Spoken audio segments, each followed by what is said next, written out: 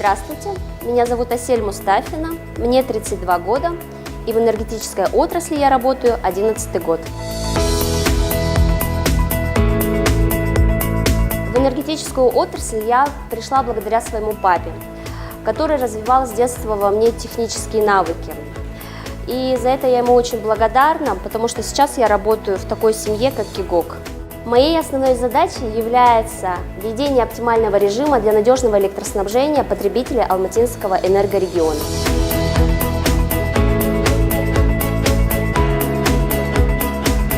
Я участвовала в разработке противоаварийной автоматики в связи с сезонной неравномерностью выработки мощности в данном регионе.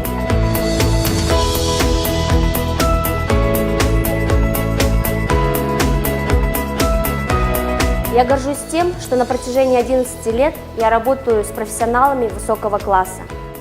Ведь не зря говорят: люби свою профессию, и тебе не придется работать ни одного дня.